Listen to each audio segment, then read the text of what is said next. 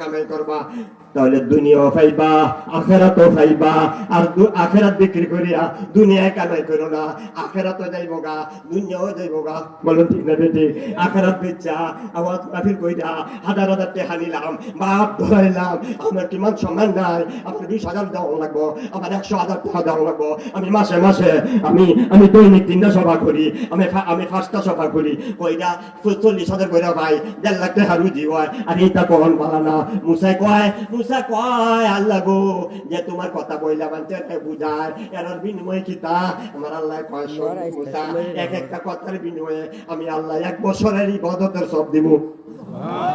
আর যদি খাল্লা সুবহানাল্লাহ দিতে আমার শরম লাগে, আমি আরে আদা বই দিতাম না। আর যদি খাল্লা সুবহানাল্লাহ খুশি নেবে না? আমি আজাব দিতাম না, আমার শরম আরে এমন করে বুঝাইতো, নমাজের কথা কইতো, রোজার কথা কইতো, ফর্দার কথা কইতো, কিস্তির কথা মেনে করতো, মোর সমিতি বানা নিষেধ করতো। আর এরা বকতো, এরা লাঞ্ছনা করতো, এরা মারতো, মাইক নিত না। এবারে এমন মেহনত করছে, আমি আল্লাহ তাআলা তারে জান্নাতুল ফিরদাউসের বাসিন্দা বানাইয়া। ফিরদাউসের বউ কয়টা জানুন? কিতাব দেখছি, সুবহানাল্লাহ। কয়টা বউ?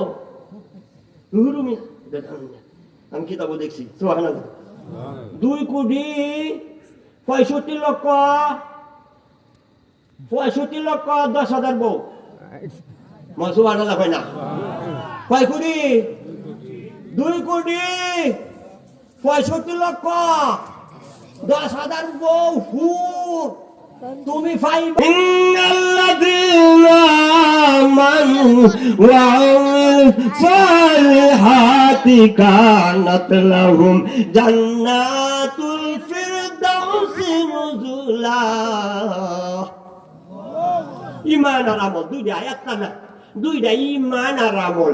ইমানটা কি মাজারের, ইমানটা কি শির বাবার, ইমানটা কি বাদশাহ, ইমানটা কি প্রধানমন্ত্রীর, ইমানটা কি অন্য কেউ না। বিশুদ্ধ ইমান, বিশুদ্ধ ইমান আর বিশুদ্ধ আমল, সুন্নাত তরিকার আমল যদি তুমি কইরা দিতে পারো, আল্লাহ তাআলা তোমারে জান্নাতুল ফিরদাউসের বাসিন্দা, যে জান্নাতুল ফিরদাউসের বাসিন্দা হইব, তাকে 2,65,00,000 বউ আর 10,000 বউ দিয়া দিব।